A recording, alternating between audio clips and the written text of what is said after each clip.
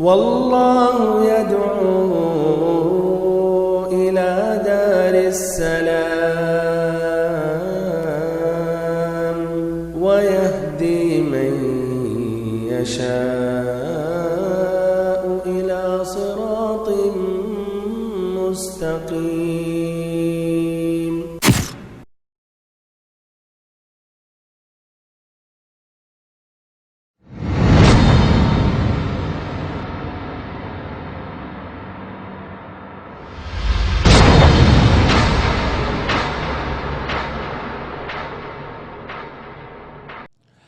إن الحمد لله نحمده ونستعينه ونستغفره ونعوذ بالله من شرور أنفسنا ومن سيئات أعمالنا، من يهده الله فلا مضل له ومن يضلل فلا هادي له، وأشهد أن لا إله إلا الله وحده لا شريك له، وأشهد أن محمدًا عبده ورسوله. أما بعد، فإن خير الحديث كتاب الله، وخير الهدي هدي محمد صلى الله عليه وسلم، وشر الأمور محدثاتها، وكل محدثة بدعة، وكل بدعة ضلالة، وكل ضلالة في النار. واجب الاحترام بھائیوں، معزز ساتھیوں، سابقہ ملاقات میں نے یہ موضوع شروع کیا اور آج انشاءاللہ یہ موضوع کا اختتام یا یہ موضوع مکمل ہوگا. موضوع تھا ٹینشن اور اس کی قسمیں اور اس کے علاج، اور ٹینشن کے اسباب یا ہموم و غموم کے اسباب یا اس کی قسمیں کئی ہیں، لیکن ایک بات جو دہرانا چاہتا ہوں وہ یہ ہے کہ ہر قسم کے ٹینشن یا ایسے ہی ہموم و غموم برے نہیں ہوتے ہیں. کچھ تو بلند قسم کے یہ ٹینشن اور ہموم و غموم ہوتے ہیں جو انبیاء کرام کے تھے، جو علماء کرام کا ہے. ایسے ہی بھائیوں اور محترم ساتھیوں، جو دعوت اللہ کی ذمہ داری صحیح طریقے سے اٹھاتے ہیں اور قرآن و حدیث کی طرف لوگوں کو بلاتے ہیں. بہرحال بھائیوں اور محترم ساتھیوں، اس کے علاج جاننا بہت ہی ضروری ہے، اس لیے کہ ہر انسان اس دنیا میں ان ہموم و غموم اور ٹینشن سے گزرتا ہے، طبیعی ہے، لابد ہے، ضروری ہے.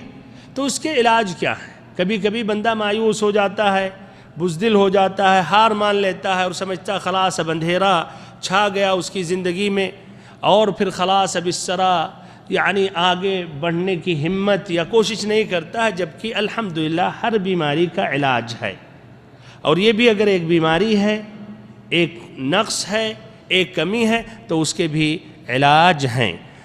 میں نے اب تک 4 علاج ذکر کیا، اب میں 5واں ذکر کر کے آگے بڑھ رہا ہوں. تو 5واں علاج جو ٹینشن، ہم اور غم، رنج، پریشانی، مصیبت کہ وہ یہ ہیں یا یہ ہے کہ آدمی یا بندہ ہمیشہ آخرت کی فکر کرے، آخرت کے بارے میں سوچے، اس کو ترجیح دے، اس کے بارے میں زیادہ پریشان رہے. اگر ایسا وہ کرے گا تو اللہ تعالیٰ اس کے جتنی دنیاوی امور ہیں، مسئلے مسائل ہیں، حاجات ہیں، ضرورتیں ہیں، وہ اللہ تعالیٰ اس کو آسان کر دے گا.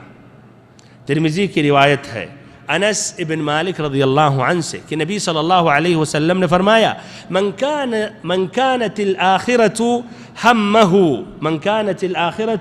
همه جعل الله تعالى غناه في قلبه وجمع الله شمله وأتته الدنيا وهي راغمة.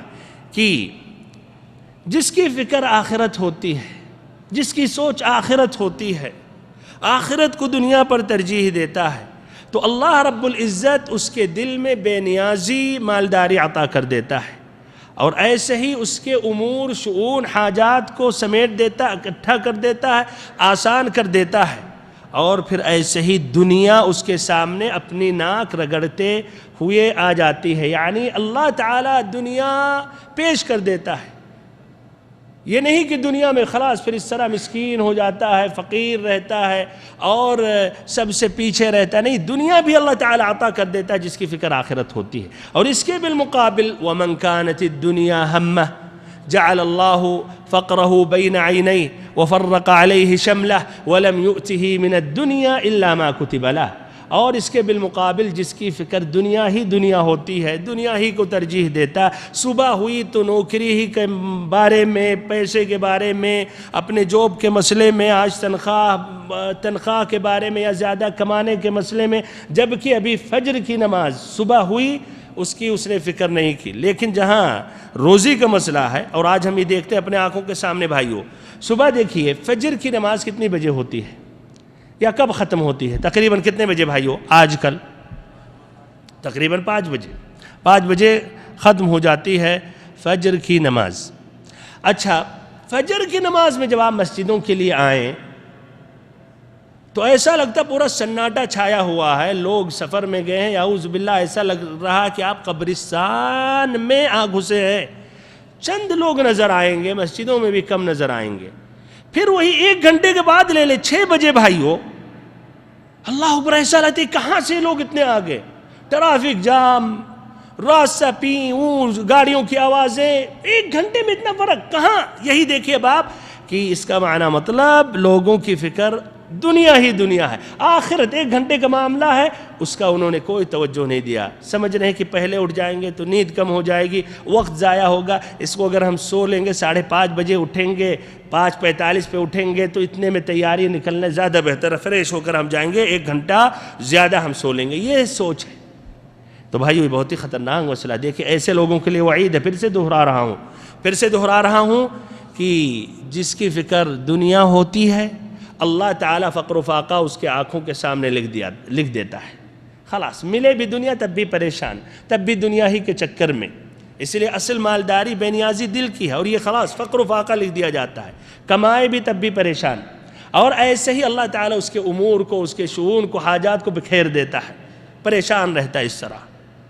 اور نمبر 3، دنیا میں سے صرف اتنا ہی حاصل ہوتا، اتنا ہی ملتا ہے جو اللہ نے مقدر کیا ہے۔ یہ نہیں کہ زیادہ 1 گھنٹہ سو لیا بندہ اور ایسے زیادہ حریص ہو گیا، زیادہ محنت کر رہا تو زیادہ روزی کمائے گا، کوئی ضروری نہیں ہے۔ ہاں، محنت کریں گے روزی اللہ اگر مقدر کیا ملے گا، لیکن زیادہ ہاتھ پیر مارنے سے کوئی ضروری نہیں ہے کہ آپ زیادہ دنیا کما لیں، اتنا ہی کمائیں گے جتنا اللہ نے مقدر کیا ہے۔ یہ بھائیو بہت ہی مہم بات ہے، ہم مسلمانوں کو یہ نبی صلی اللہ علیہ وسلم نے اچھی طرح بتلایا، بلکہ بتایا کہ بندہ اپنے ماں کے پیٹ میں ہوتا ہے، جب فرشتہ روح پھونکتا اسی وقت سے اس کی روزی لکھ دی جاتی ہے، اور ایسے اس کی موت اور اس کا عمل، اور پھر شقی یا سعید، سعادت مندوں میں شمار ہو گیا، بدبختوں میں، المهم تمام چیزوں کو اللہ نے لکھ دیا، اس میں روزی بھی۔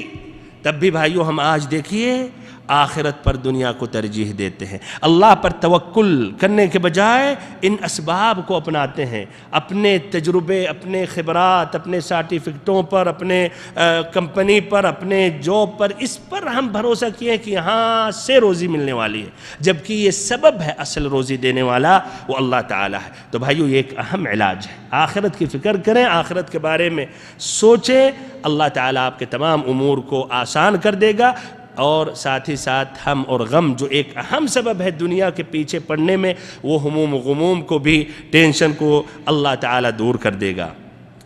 چھٹا علاج بھائیو یہ ہے کہ بندہ اللہ تعالیٰ سے دعا مانگے کہ یہ ٹینشن یا ہم اور غم کو اللہ تعالیٰ زائل کرے۔ اور سبحان اللہ، نبی صلی اللہ علیہ وسلم کے احادیث مبارکہ کی طرف ہم رجوع کریں تو بہت سی حدیثیں سامنے آ رہی ہیں۔ اس طرح سبحان اللہ دیکھیے، نبی صلی اللہ علیہ وسلم امت کو، ہم مسلمانوں کو پورا مکمل علاج، اور بلکہ وہ علاج جو ایک دم مفید ہے، جو صحیح علاج ہے، جس سے بیماری کا خاتمہ ہو جائے، وہ آپ صلی اللہ علیہ وسلم نے بتلایا۔ اور کئی دعائیں بھائیوں، اگر آپ پوری دعائیں نہیں یاد کر سکتے ہیں، یا کچھ دعائیں لمبی ہے تو کچھ مختصر ہے، اس کو لے لیں، اور جو لمبی دعائیں یاد نہیں کر پا رہے ہیں اس کو جیب میں رکھ لیں، پڑھتے رہیں برابر، اس طرح وہ یاد ہو جائیں گی یہ دعائیں۔ بہرحال ان دعاؤں میں سے جس طرح کہ امام بخاری نے روایت کی انس ابن مالک رضی اللہ عنہ سے، کہتے ہیں کہ میں نبی صلی اللہ علیہ وسلم کی خدمت کرتا تھا، اور نبی صلی اللہ علیہ وسلم سے میں اکثر یہ سنتا تھا، آپ یہ کہتے تھے، یہ دعا مانگتے تھے، اللہم انی اعوذ بک من الہم والحزن، اللہم انی اعوذ بک من الہم والحزن والعجز والکسل والبخل والجبن وضلع الدین وغلبۃ الرجال، کہ اللہ میں پناہ چاہتا ہوں ہم اور حزن سے۔ اس کی وضاحت کی گئی، ہم جو ماضی میں اور حزن جو مستقبل میں، یعنی ہموم غموم پریشانی سے ٹینشن سے میں پناہ چاہتا ہوں کہ اللہ ہمیں اس سے دور رکھ، اور ایسے ہی عاجزی سے اور ایسے ہی سستی کاہلی سے۔ یہ بھی بھائیو ایک مومن کے اندر یہ نہیں ہونی چاہیے عاجز کسلان رہے، ہر دم پیچھے رہے، نہیں، کام کرنا چاہیے، آگے بڑھتے رہنا چاہیے، دین میں دینی جو مسئلہ ہو، جس میں بھلائی ہو، علم حاصل کرنا، دین کی خدمت، اس میں بھی حصہ لے، اور دنیاوی امور میں بھی جس میں اس کی مصلحت ہے اور شریعت کی اس میں مخالفت نہیں ہے، اس میں بھی حصہ لے اور آگے بڑھے۔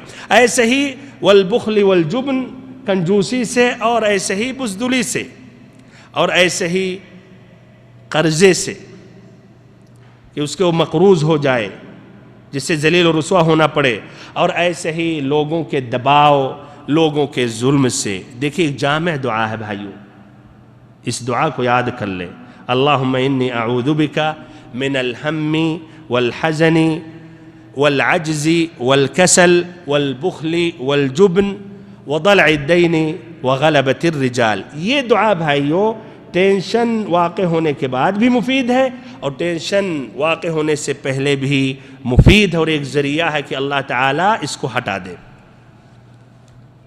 ایسے بھائیوں اور محترم ساتھیوں اور بہنوں، ان جامع دعاؤں میں سے خصوصاً ٹینشن، ہم اور غم واقع ہونے کے بعد یہ دعا ہے جو اکثر ہم رمضان میں، تراویح میں یا قنوت الوتر میں یہ دعا پڑھتے ہیں ائمہ، اس لیے ایک جامع دعا ہے، بہت ہی اچھی دعا ہے۔ مسلم کی روایت ہے ابو ہریرہ رضی اللہ عنہ سے کہ نبی صلی اللہ علیہ وسلم یہ کہتے تھے، یا ابن مسعود رضی اللہ عنہ کی روایت ہے، اور اس کی روایت امام احمد نے کی ہے، کہتے ہیں کہ نبی صلی اللہ علیہ وسلم نے کہا، جب بھی کوئی بھی پریشانی میں یا ٹینشن میں یا غم میں بندہ مبتلا ہوتا ہے، اس کے اوپر واقع ہوتا ہے، پھر یہ دعا پڑھ لیتا ہے، یہ دعا بھی میں ذکر کر رہا ہوں، آخری میں ہے، اللہ تعالیٰ اس کے ہم اور غم، پریشانی، ٹینشن کو زائل کر دیتا ہے، اور اس کی جگہ پر اللہ تعالیٰ اسے خوشی عطا کر دیتا ہے۔ یہ دعا کیا ہے بھائیو؟ اللہم انی عبدک وابن عبدک وابن امتک ناصیتی بیدک ماض فی حکمک عدل فی قضاؤک اسألک بکل اسم هو لک سمیت به نفسک او انزلته فی کتابک أو علمته أحدا من خلقك أو استأثرت به في علم الغيب عندك أن تجعل القرآن ربيع قلبي ونور صدري وجلاء حزني وذهاب همي۔ کہ اللہ میں تیرا بندہ ہوں، تیرے بندے کا بیٹا ہوں، تیرے بندی کا بیٹا ہوں، اور ایسے ہی ناصیتی بیدک، ناصیہ کا معنی پیشانی، ناصیتی بیدک، کہ ہماری پیشانی یہ تیرے ہاتھ میں ہے، اس لیے میں تیری قدرت کے سامنے عاجز ہوں، جس طرح مجھے پھیرے، تو ہماری پیشانی تیرے ہاتھ میں ہے، تیرا تصرف یعنی ہم پر ہے، ماض فی حکمک، اور تیرا حکم اور فیصلہ ہم پر نازل ہوتا رہتا ہے اور یہ واقع ہوتا رہتا ہے، عدل فی قضاؤک، ایسے ہی تیرا جو قضا ہے، فیصلہ ہے، یہ عدل ہے، یہ عدل ہے، اس میں کوئی ظلم اور زیادتی نہیں ہے تیرے طرف سے یا رب۔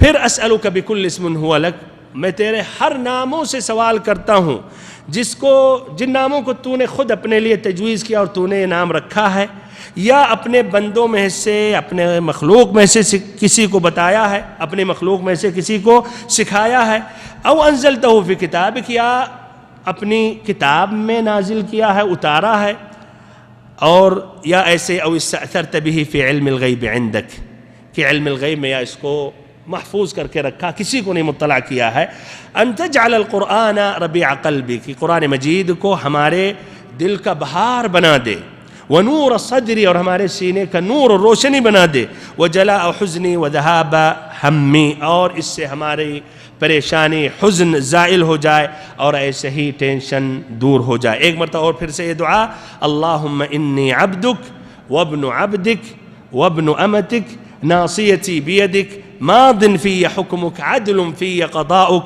أسألك بكل اسم هو لك سميت به نفسك أو أنزلته في كتابك أو علمته أحدا من خلقك أو استأثرت به في علم الغيب عندك أن تجعل القرآن ربيع قلبي ونور صدري وجلاء حزني وذهاب همي. ایسے بھائیو اور دعائیں ہیں. ٹینشن پریشانی کا وقت یہ دعاؤں کا اہتمام کرنا چاہیے، پڑھنا چاہیے. ان دعاؤں میں سے جس کی روایت امام بخاری نے ابن عباس رضی اللہ عنہما سے کی ہے کہ کان یقول عند الکرب، نبی صلی اللہ علیہ وسلم پریشانی کے وقت یہ دعا پڑھتے تھے: لا الہ الا اللہ العظیم الحلیم، لا الہ الا اللہ رب العرش العظیم، لا الہ الا اللہ رب السماوات ورب الارض ورب العرش الکریم.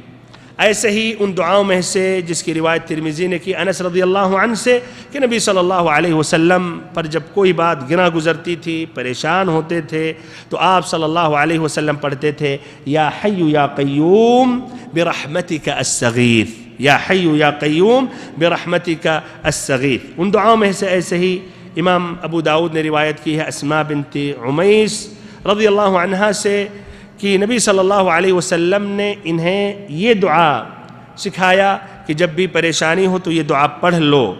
یہ آسان ہے. دعا کیا ہے؟ اللہ اللہ ربی لا اشرک بہ شیئا، اللہ اللہ ربی لا اشرک بہ شیئا. ایسے ان دعاؤں میں سے جس کی روایت امام ابو داؤد نے کی ہے ابو بکرہ رضی اللہ عنہ سے کہ یہ دعا ہے مصیبت کے وقت: اللہم رحمتک ارجو فلا تکلنی الی نفسی طرفۃ عین واصلح لی شأنی کلہ لا الہ الا انت. المهم بھائیو، یہ 6 دعاؤں کا میں نے ذکر کیا. اس میں جس کو آسان سمجھیں اس کو آپ یاد کر لیں اور اس طرح پڑھتے رہیں. بھائی اور محترم ساتھی اور بہنوں، 7واں علاج ٹینشن کا یہ ہے: نبی اکرم رسول اطہر محمد صلی اللہ علیہ وسلم پر درود و سلام پڑھنا. اللہ اکبر. نبی صلی اللہ علیہ وسلم پر درود و سلام پڑھنے سے اللہ رب العزت ہم غم اور حزن کو، ٹینشن کو زائل کر دیتا ہے، ہٹا دیتا ہے. بھائیو اور محترم ساتھیو، تو ہمیں بکثرت درود و سلام نبی صلی اللہ علیہ وسلم پر پڑھتے رہنا چاہیے. دلیل ترمذی کی روایت الطفیل ابن ابی ابن کعب جو روایت کرتے ہیں اپنے والد ابی ابن کعب رضی اللہ عنہ سے، کہتے ہیں کہ ان کے والد نے ابی ابن کعب نے کہا: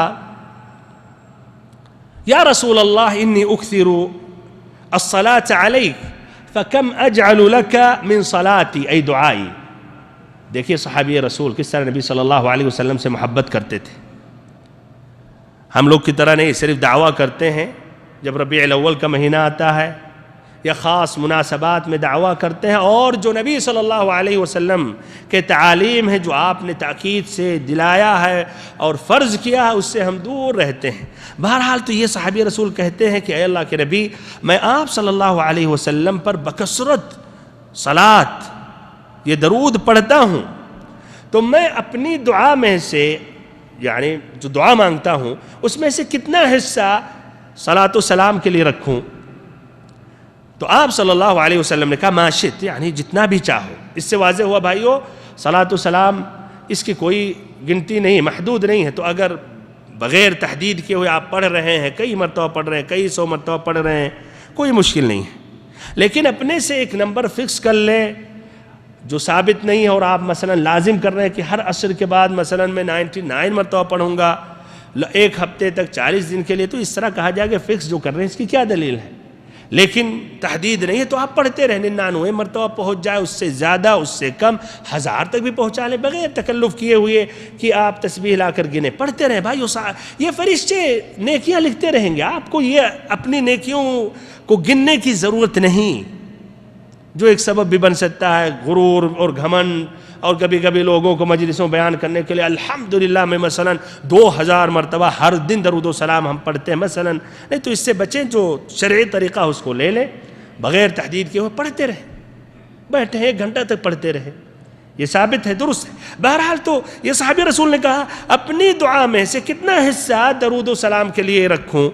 تو آپ صلی اللہ علیہ وسلم نے کہا ما شئت، جتنا چاہو، تمہاری مرضی۔ تو انہوں نے کہا الربع، کیا 1/4، 4 حصے میں سے 1 حصہ۔ تو آپ صلی اللہ علیہ وسلم نے کہا تمہاری مرضی، جتنا چاہو، اور اگر اس سے زیادہ کر رہے ہو تو یہ تمہارے لیے زیادہ بہتر ہے۔ تو انہوں نے کہا النصف، آدھا۔ تو آپ صلی اللہ علیہ وسلم نے کہا ما شئت، تمہاری مرضی، اور اگر اور زیادہ کرو، اور زیادہ ہم پر درود و سلام پڑھو تو اور بہتر ہے۔ تو انہوں نے کہا الثلثان، 2/3۔ تو آپ نے کہا ما شئت، یعنی تمہاری مرضی، اور اگر اور زیادہ کیا تو اور بہتر ہے۔ تو انہوں نے کہا اجعل لک صلاتی کلہا، کہ میں اپنی پوری دعا میں آپ صلی اللہ علیہ وسلم پر صلاۃ السلام ہی پڑھتا رہوں گا۔ تو آپ صلی اللہ علیہ وسلم نے کہا اذن تکفی ہمک ویغفر لک ذنبک، کہ اس طرح اللہ تعالیٰ تمہارے ہموم و غموم اور ٹینشن کو، پریشانی کو دور کر دے گا، زائل کر دے گا، اور تمہارے گناہوں کو بخش دے گا۔ تو بھائیو، ادھر ٹینشن بھی زائل ہوگا اور گناہ بھی اللہ تعالیٰ بخش دے گا۔ تو بکثرت ہم نبی اکرم صلی اللہ علیہ وسلم پر درود و سلام پڑھتے رہیں۔ اللہم صلی وسلم علی عبدک و رسولک محمد۔ 8واں علاج بھائی اور محترم ساتھیو، جس سے ہم پریشانی، ٹینشن زائل ہوتے ہیں، وہ یہ ہے کہ آدمی کو کوشش کرنی چاہیے کہ اپنی سوچ، اپنی فکر، اپنے نئے کام جس وقت سے گزر رہا ہے اس کے بارے میں سوچے، اسی کے بارے میں اپنی فکر، محنت کو جمع کرے، نہ کہ ماضی کے بارے میں روئے گائے ہر دم اس کو دہراتا رہے، نہ ایسے ہی جو بھی مستقبل دور ہے اس کے بارے میں زیادہ مبالغہ کر کے سوچتے رہے۔ یہ بہت ضروری ہے بھائی۔ جو واقع ہو گیا خلاص آپ کے اختیار میں نہیں ہے، تو اس کے بارے میں کیوں اتنا رونے گانے سے کیا فائدہ؟ اور پھر جو مستقبل میں آنے والا ہے، لا شک سوچ بلند ہونی چاہیے، لیکن اسی کے بارے میں کھو جائے، یہ بھی غلط ہے۔ اسی لیے نبی صلی اللہ علیہ وسلم ہم اور حزن دونوں سے بھائیوں پناہ مانگتے تھے، حزن جو ماضی امور ہیں اور ہم جو مستقبل میں آنے والے ہیں۔ اس کا معنی مطلب آدمی کو چاہیے کہ جو جس وقت سے گزر رہا ہے اس کے بارے میں زیادہ سوچے، اس میں کامیاب ہونے کے بارے میں سوچے، اور اپنا کام پھر اس طرح پورا کرے بھائیوں۔ تو ایک بندے کو چاہیے کہ ہر وہ چیز جس میں فائدہ ہے، چاہے دنیاوی فائدہ یا دینی فائدہ، اس کے بارے میں محنت کرے، اور زیادہ ماضی یا مستقبل کے بارے میں نہ سوچے۔ اس کی دلیل ابو ہریرہ رضی اللہ عنہ کی حدیث، جس کی روایت امام مسلم نے کی ہے، کہ نبی صلی اللہ علیہ وسلم نے فرمایا المؤمن القوی خیر واحب الی اللہ من المؤمن الضعیف وفی کل خیر احرص علی ما ينفعک واستعن باللہ ولا تعجز وإن أصابك شيء فلا تقل لو أني فعلت كذا لكان كذا وكذا ولكن قل قدر الله وما شاء فعل ولكن قل قدر الله وما شاء فعل فإن لو تفتح عمل الشيطان۔ کہ ایک جو قوی مؤمن ہے، جو پہلوان، طاقتور، مضبوط مؤمن، یہ ضعیف کمزور مؤمن سے اللہ تعالیٰ کے ہاں زیادہ محبوب ہے، جبکہ دونوں میں بھلائی ہو، فی کل خیر، دونوں میں خیر، دونوں میں بھلائی ہے۔ پھر آپ صلی اللہ علیہ وسلم نے کہا احرص علی ما ينفعک، اس کے بارے میں اہتمام کرو، اس کے بارے میں کوشش کرو، اس کے بارے میں دوڑو بھاگو جس میں فائدہ ہو۔ اور یہ بھائیو، دنیاوی فائدہ، اخروی فائدہ دونوں شامل ہے، اس لیے عام ہے۔ واستعن باللہ، اور اللہ تعالیٰ سے مدد طلب کرتے رہو، اس سے مدد طلب کرتے رہو، اس سے استعانت طلب کرتے رہو۔ ولا تعجز، اور ایسے عاجز، کسلان، کاہل نہ ہو جاؤ۔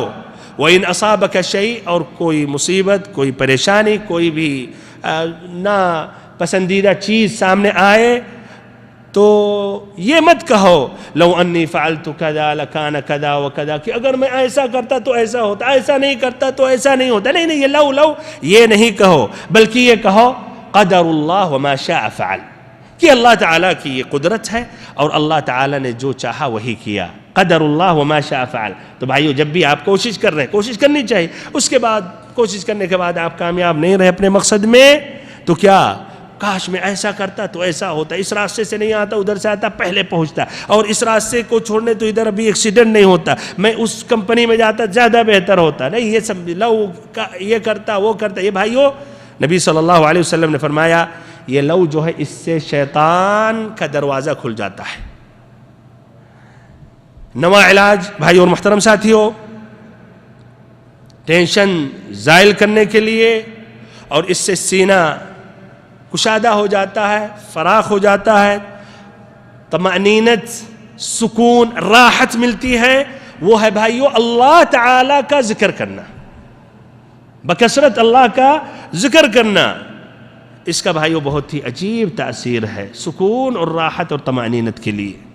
سبحان اللہ. اللہ تعالیٰ نے فرمایا وَمَنْ أَصْدَقُ مِنَ اللَّهِ قِيلًا، اور اللہ تعالیٰ سے کسی کی بات بہتر اور سچی نہیں ہو سکتی. اللہ تعالیٰ نے فرمایا أَلَا بِذِكْرِ اللَّهِ تَطْمَئِنُّ الْقُلُوبُ، کہ بے شک اللہ تعالیٰ کے ذکر کرنے میں، اللہ تعالیٰ کو یاد کرنے میں، لیکن در بھائی شرعی اذکار جو حدیثوں میں ہے، اس میں دل کی طمأنینت ہے، سکون ہے، راحت ہے. اور اس کے بالمقابل اللہ تعالیٰ کے ذکر سے غفلت برتنے سے شقاوت ہے. وَمَنْ أَعْرَضَ عَنْ ذِكْرِي فَإِنَّ لَهُ مَعِيشَةً ضَنْكًا، جو اللہ تعالیٰ کے ذکر سے غافل ہوگا اس کی زندگی تنگ ہو جائے گی. بھائی اور محترم ساتھیو، 10واں علاج نماز کا اہتمام کرنا، صلاۃ کی طرف بھاگنا، صلاۃ پڑھنا. اللہ تعالیٰ نے فرمایا سورۃ البقرہ کی آیت نمبر 45 ہے وَاسْتَعِينُوا بِالصَّبْرِ وَالصَّلَاةِ، اور صبر اور نماز کے ساتھ مدد طلب کرو، صبر اور نماز کے ساتھ مدد طلب کرو. اور ایسے نبی صلی اللہ علیہ وسلم بھی اس طرح عمل کرتے تھے جو آیت کریمہ میں ہے صبر اور صلاۃ. حذیفہ رضی اللہ عنہ فرماتے ہیں، ابو داؤد کی روایت ہے، کان النبی صلی اللہ علیہ وسلم اذا حزبہ امر صلی، جب نبی صلی اللہ علیہ وسلم پریشان ہوتے تھے اور ایسے ہی پریشانی لاحق ہوتی تھی تو آپ نماز پڑھنے لگتے تھے. اور ادھر نتیجہ اپنے کچھ ایسے بھائی ہیں جو نماز پڑھتے، مصیبت آتی تو نماز ہی چھوڑ دیتے ہیں. ایسا بھی ہوتا ہے. عجیب، کہتے ہیں یار میں مشغول ہوں، بزی ہوں اور پریشان ہوں. یا اخی ادھر تو اور اللہ تعالیٰ کی طرف، اللہ تعالیٰ سے مدد طلب کرنی چاہیے. اللہ تعالیٰ فرما رہا وَاسْتَعِينُوا بِالصَّبْرِ وَالصَّلَاةِ، نماز اور صبر کے ساتھ اللہ تعالیٰ سے مدد طلب کرو. کتنا ٹائم ہوا حیدر بھائی آپ کا موبائل؟ نہیں وہ نہیں، کتنا ٹائم کہاں؟ اچھا بہرحال آدھا گھنٹہ بھی. بھائی اور محترم ساتھیو، 11واں جو علاج ہے ٹینشن کا وہ یہ ہے کہ اللہ تعالیٰ کی جو نعمتیں ہیں، اللہ تعالیٰ نے جو آپ کو اپنی نعمتوں سے نوازا ہے، اس کے بارے میں ظاہر کرنا، بتلانا، اور ایسے ہی یہ اس طرح کرنے سے فائدہ کیا ہے کہ آدمی جب اللہ تعالیٰ کی نعمتوں کو گنے گا اور اپنے بارے میں سوچے گا کہ اللہ تعالیٰ نے یہ اور یہ نعمتیں عطا کی ہیں، تو پھر اس طرح جب مقارنہ کرے گا تو کہے گا یار کہ پریشانی اس کے سامنے بہت ہی کم ہے. تو اللہ کا شکر کرے گا اور ہم اور غم اس طرح زائل ہوں گے. اللہ تعالیٰ نے بھی قرآن مجید میں فرمایا وَأَمَّا بِنِعْمَةِ رَبِّكَ فَحَدِّثْ، کہ اللہ تعالیٰ کی نعمتوں کو اس طرح بتلاؤ اور اس کو ظاہر کرو اور اس کے بارے میں کہو. طبعا لیکن اس کے بارے میں بھی یعنی اس طرح کبر یا گھمنڈ کے بنا پر نہیں ہونا چاہیے، بلکہ اللہ تعالیٰ کی نعمتوں کا شکر اور اس کے بارے میں احساس کرنے کے ساتھ یا یہ وجہ ہونی چاہیے کہ ہم اللہ تعالیٰ کی نعمتوں کا شکر کر رہے ہیں اور ہمیں احساس ہے کہ اللہ تعالیٰ نے ہمیں یہ نعمتیں عطا کی ہیں. بھائی اور محترم ساتھیو، جب آدمی اس طرح ان نعمتوں کا اس کے بارے میں جب غور و فکر کرے گا تو اس طرح جانے گا کہ اوروں سے بہت زیادہ بہتر اور افضل ہے. اسی لیے صحیح امام بخاری امام مسلم کی روایت ہے ابو ہریرہ رضی اللہ عنہ سے کہ نبی صلی اللہ علیہ وسلم نے فرمایا اذا نظر احدکم الى من فضل علیہ فی المال والخلق فلینظر الى من هو اسفل منه، کہ آدمی جب دیکھے کسی ایسے شخص کو جو اس سے بہتر ہے مال میں، خلقت میں، تو کیا کرے؟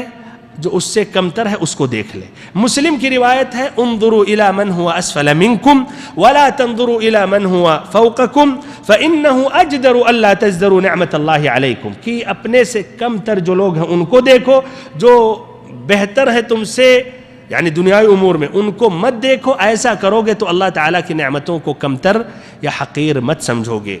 عون بن عبداللہ بن عتبہ کہتے ہیں کہ میں مالداروں کی رفاقت میں نے اختیار کی، ان کے ساتھ اٹھنا بیٹھنا تھا۔ بہت سے لوگ یہ پسند کرتے ہیں بڑے لوگوں کے ساتھ چلنا پھرنا، چاہے اپنے آپ کو ذلیل و رسوا ہونا پڑے، المہم سوچ کی بات ہے۔ تو کہہ رہے ہیں ان کے ساتھ اٹھتے بیٹھتے تھے، ان کے ساتھ جانا آنا رہتا تھا، تو ہم سے زیادہ کوئی بھی پریشان اور ٹینشن میں شاید نہیں رہتا تھا ہوگا۔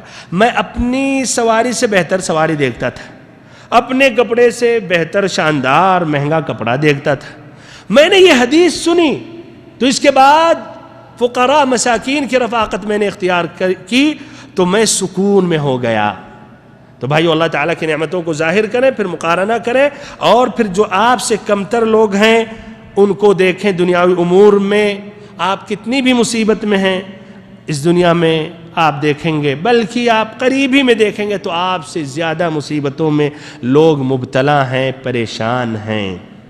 بھائی اور محترم ساتھیوں، 12واں علاج کہ بندے کو چاہیے کہ کسی بھی کام میں جب خالی وقت خالی رہے، کسی بھی کام میں بزی کرے اپنے آپ کو، اس میں مشغول ہو جائے، خصوصاً وہ علم جو اخروی علوم ہے جس میں فائدہ ہے، یعنی علم حاصل کرے، علمی مجالس میں بیٹھے، یا دعوت اللہ میں مشغول ہو جائے، یا ایسی کوئی دنیاوی مفید چیزوں میں۔ اس لیے کہ نفس کو اگر آپ نے صحیح جگہ پر مشغول نہیں کیا تو آپ کو غلط چیز میں مشغول کر دے گی۔ تو یہ اس طرح اس کا یہ بھی ایک علاج ہے۔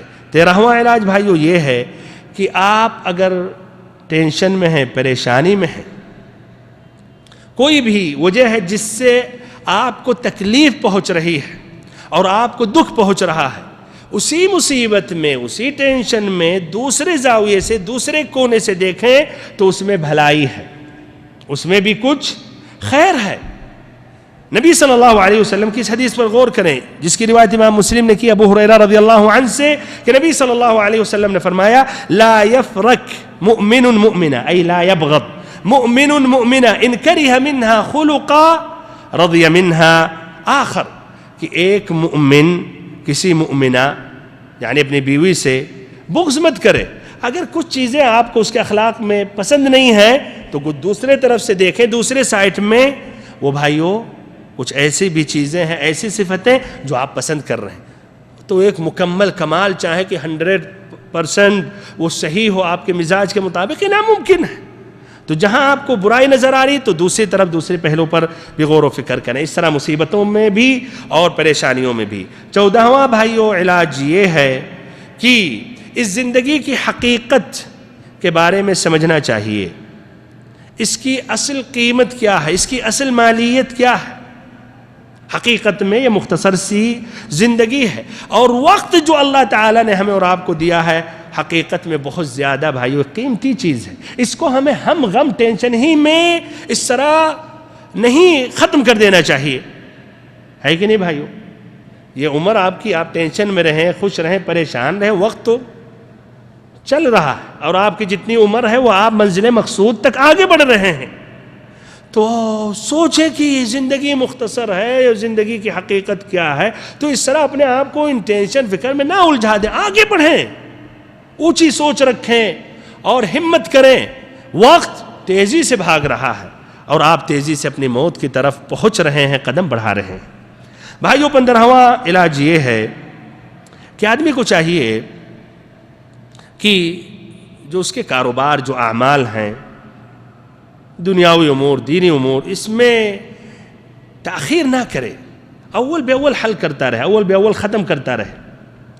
گھر کے مثلا ذمہ داریاں ہیں، کچھ خریدنا ہے، بچوں کا مسئلہ ہے، ٹیوشن کا مسئلہ ہے، پڑھائی کا مسئلہ ہے، بیوی کا مسائل ہیں، آپ کا ہے، پھر ایسے ہی کام جہاں کام کر رہے ہیں اس کے بھی کچھ ذمہ داریاں ہیں، کچھ کام کرنے ہیں، تو یہ کچھ اکثر لوگوں کی بات ہے، غیر منظم ہوتے، بس ایسے ہی چل رہے ہیں کیف متفق، کبھی کیے کبھی چھوڑ دیے، پھر اس طرح کافی کام بڑھ جاتے ہیں، پھر پریشان ہو جاتا ہے آدمی، ڈانٹ پڑتی ہے گھر میں بیوی سے، پھر ایسے ہی جہاں کام کر رہا وہاں سے، اور پھر مثلا یہاں اگر درس میں آ کر بیٹھے بھی ہیں تو بھی ذہن بار بار گھڑی دیکھ رہے ہیں، کیوں؟ اس لیے ان کو بھی کام کرنا ہے، چھٹا ہوا ادھر جانا ادھر جانا ہے۔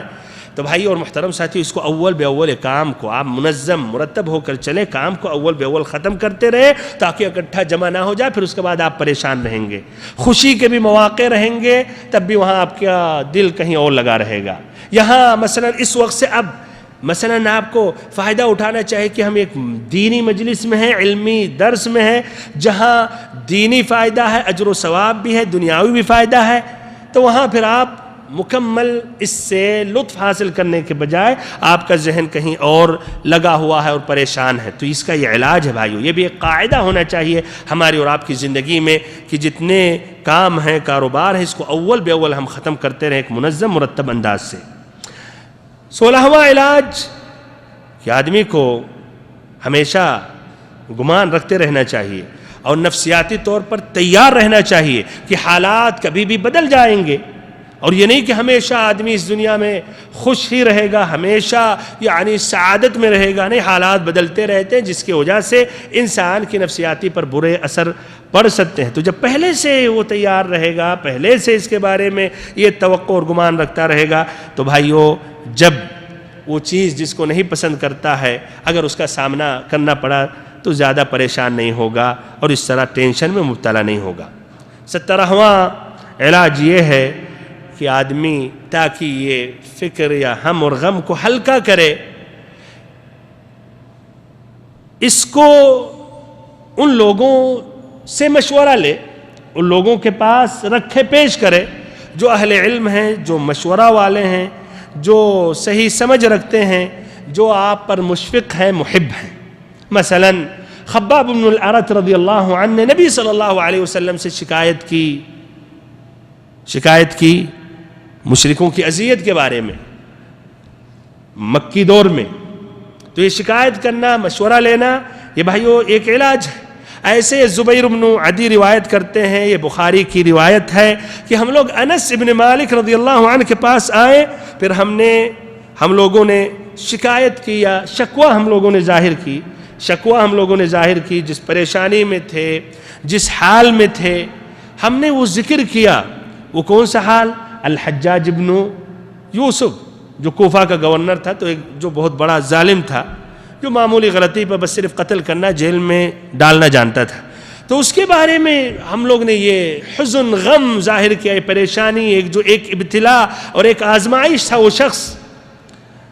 تو کیا کہا انس بن مالک رضی اللہ عنہ نے؟ اصبروا، صبر کرو، فإنه لا يأتي عليكم زمان إلا الذي بعده شر من حتى تلقوا ربكم سمعته من نبيكم صلی اللہ علیہ وسلم کہ صبر کرو۔ کہا کیا؟ صبر کرو، جس زمانے سے تم گزر رہے ہو یا جو بھی زمانہ آ رہا ہے، آنے والا زمانہ زیادہ بدترین ہوگا اس زمانے سے۔ ہم مثلا ابھی جس زمانے سے گزر رہے ہیں، جس دور سے ہم پریشان ہوں گے، بھائیو آنے والا اس سے برا بھی ہوگا۔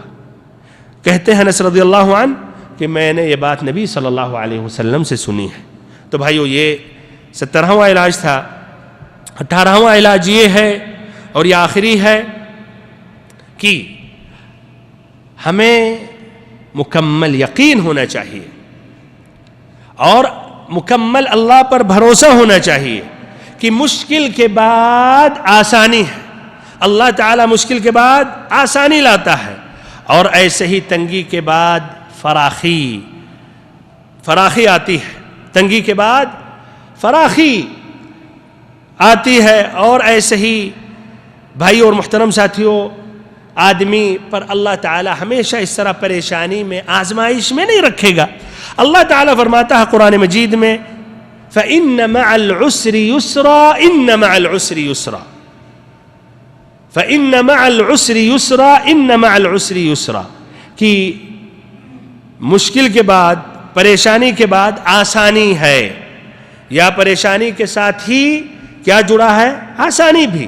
پھر اللہ تعالیٰ نے کہا ان مع العسر یسرا، پھر تاکید کے ساتھ بے شک عسر کے ساتھ، پریشانی کے ساتھ آسانی، شدت کے ساتھ کیا؟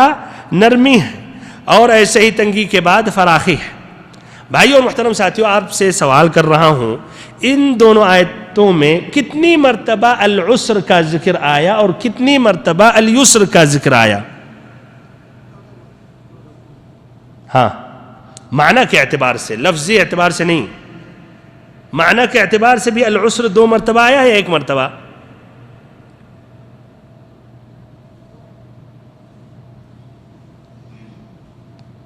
ہاں، کتنی مرتبہ آئے بھائی؟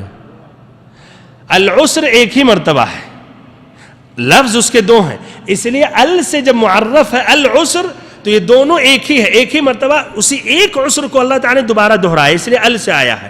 لیکن یسر، الیسر نہیں آیا ہے تو وہ 2 مرتبہ ذکر آیا. اسی لیے مفسرین نے کہا بھائیو، جب اللہ تعالیٰ نے 2 مرتبہ یسر ذکر کیا آسانی، اور 1 مرتبہ العسر آیا ہے، تو ایک عسر 2 یسر کو غالب نہیں کر سکتا. ایک پریشانی 2 آسانیوں پر غالب نہیں ہو سکتی. سمجھ میں آتی بات بھائیو؟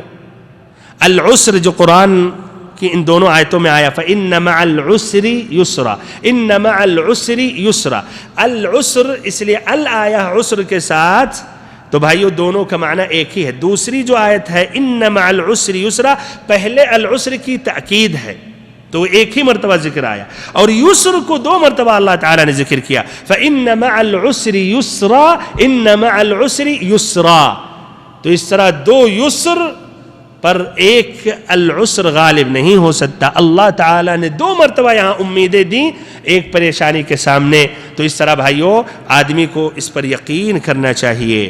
بھائی اور محترم ساتھیو، تو یہ تھے ہم اور غم اور ٹینشن، اس کی جو قسمیں ہیں، پھر اس کے جو علاج ہے. 18 علاج میں نے ذکر کیا. آخری بات یہ ہے کہ یہ دنیاوی ٹینشن ہے، دنیاوی یہ ہموم و غموم ہیں.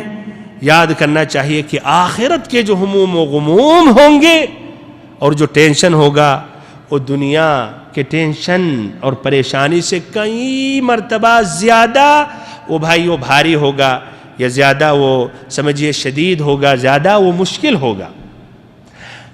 جس طرح کی ہم جانتے ہیں مرنے کے بعد سب کو اللہ تعالیٰ جمع کرے گا، اپنی قبروں سے نکلیں گے، 50,000 سال تک ٹھہرے رہیں گے، سورج 1 میل کے فاصلے پر ہوگا. تو پریشانی کی وہ عالم، وہ شدت اور کرب کی عالم کی حقیقت بھائیو وہ اسی وقت سمجھ میں آئے گا. اللہ تعالیٰ ہم پر، آپ پر، تمام مسلمانوں پر رحم فرمائے. تو بھائیو اور محترم ساتھیو، دنیاوی جو ٹینشن ہے اس کے سامنے کچھ بھی نہیں ہے، آسان ہے. تو ہمیں وہ آخرت کے جو ٹینشن اس کے بارے میں بھی فکر کرنا چاہیے. اور اس کا علاج بھائیو کس میں ہے؟ اس کا علاج یہ ہے کہ ابھی آج ہی سے اسی دنیا میں ہم اللہ تعالیٰ کی طرف متوجہ ہوں، اللہ کو راضی کریں، اللہ تعالیٰ کے جو احکام ہیں اس پر عمل کریں، جس سے اللہ تعالیٰ نے منع کیا اس سے ہم دور ہو جائیں، تاکہ وہاں آخرت کی شدت، آخرت کی آزمائش اور ابتلا سے ہم بچ سکیں، اور اللہ تعالی ہم پر رحم فرمائے اور اپنے عرش کے سائے میں رکھے. آمین رب العالمین. وصلی اللہم وسلم وبارک وانعم علی عبدک ورسولک محمد.